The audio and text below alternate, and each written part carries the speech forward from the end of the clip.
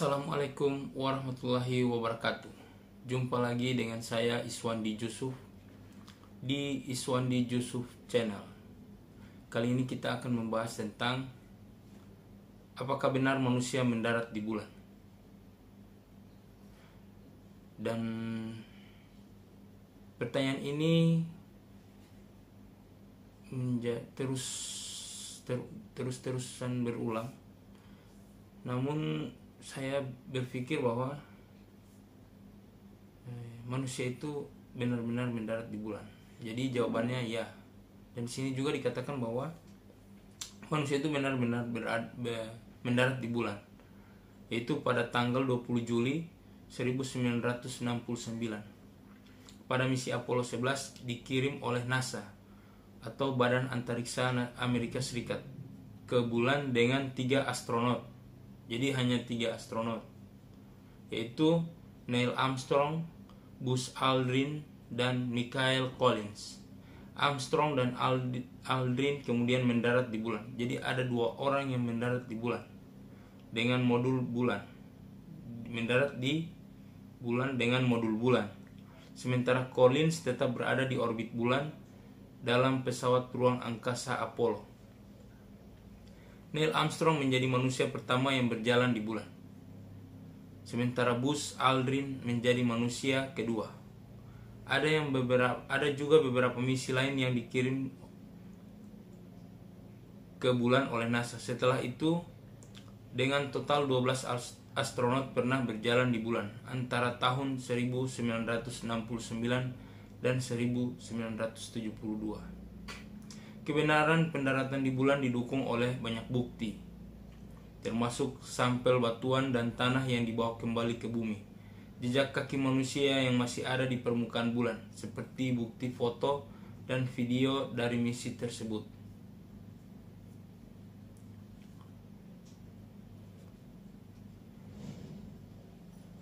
Namun, ada beberapa teori konspirasi yang menyatakan bahwa pendaratan di bulan oleh manusia adalah sebuah hoax dan sebenarnya hanya diproduksi di studio oleh pemerintah Amerika Serikat dan NASA untuk tujuan politik atau untuk menipu publik.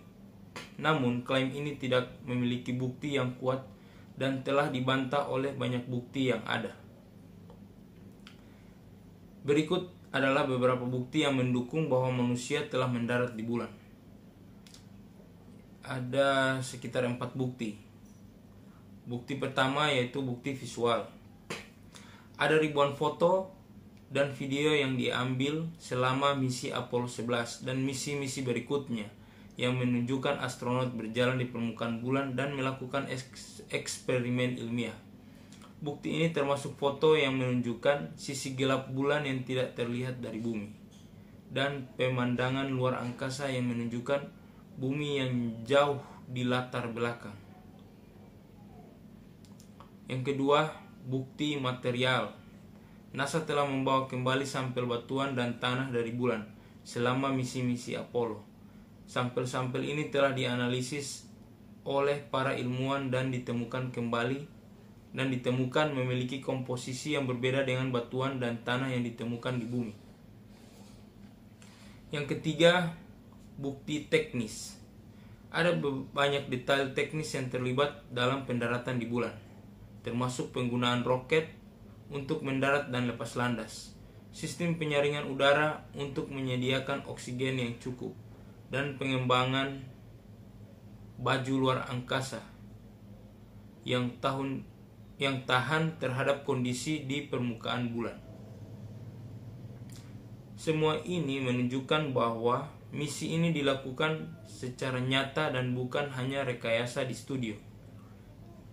Yang keempat, yaitu bukti saksi mata. Ada banyak saksi mata yang menyaksikan peluncuran dan pendaratan misi Apollo 11, termasuk para astronot, para insinyur, dan teknisi NASA, dan orang-orang di seluruh dunia yang menyaksikan peluncuran dan pendaratan secara langsung atau melalui siaran televisi.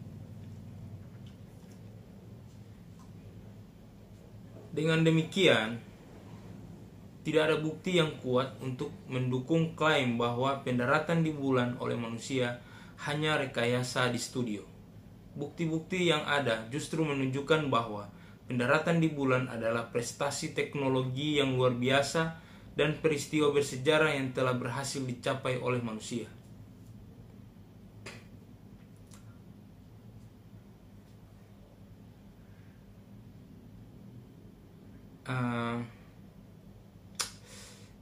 Kemudian setelah dari tahun 169 sampai 1972 setelah itu sudah tidak ada lagi pendaratan di bulan, yaitu disebabkan beberapa faktor.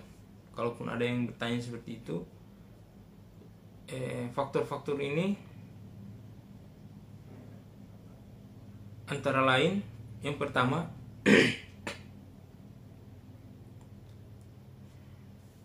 biaya. Misi Apollo sangat mahal, dan pada saat itu Amerika Serikat telah menghabiskan banyak uang untuk mengejar misi pendaratan manusia di bulan. Setelah misi Apollo, pemerintah Amerika Serikat dan NASA memutuskan untuk mengurangi anggaran untuk program antariksa dan fokus pada misi-misi seperti wahana pesawat ulang-alik dan stasiun luar angkasa. Yang kedua, minat publik. Minat publik pada misi pendaratan manusia di bulan juga menurun setelah misi Apollo.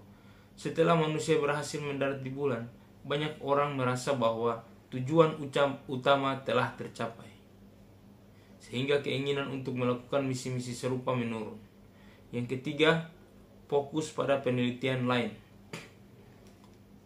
Selain itu, fokus penelitian antariksa juga beralih pada misi-misi yang berbeda setelah misi Apollo. Misalnya, NASA telah fokus pada pengiriman pesawat ulang-alik untuk meluncurkan dan memperbaiki teleskop luar angkasa seperti Hubble, dan pengembangan stasiun luar angkasa seperti ISS, International Space Station. Yang keempat, tantangan teknis dan risiko yang besar. Pendaratan manusia di bulan merupakan sebuah tantangan teknis yang sangat besar dan memiliki risiko yang cukup tinggi. Selain itu, misi ini juga membutuhkan banyak sumber daya dan persiapan yang matang. Oleh karena itu, setelah misi Apollo, NASA lebih fokus pada misi-misi lain yang lebih mudah dan lebih murah untuk dicapai.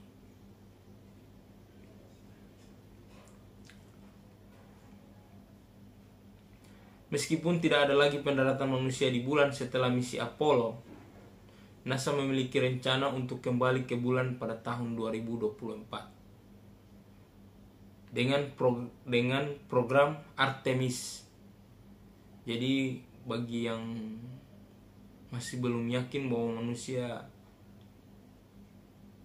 bisa ke bulan, insya Allah tahun 2024 mereka akan ke bulan lagi dengan program nama programnya itu Artemis. Program Artemis ini akan membawa astronot ke permukaan bulan dan berfokus pada eksplorasi sumber daya alam bulan serta mempersiapkan untuk misi pendaratan manusia di planet Mars. Wow, manusia akan ke planet Mars. Namun saya juga berpikir bahwa manusia ke bulan itu merupakan hal yang menurut saya ya wajar. Manusia bisa ke bulan asal ada teknologi. Dan di sini dikatakan bahwa memang pergi ke bulan itu mahal. Dan mereka akan ke next target Mars. Jadi bukan lagi ke bulan, tapi akan ke Mars. Namun jika kalian lebih tahu lagi,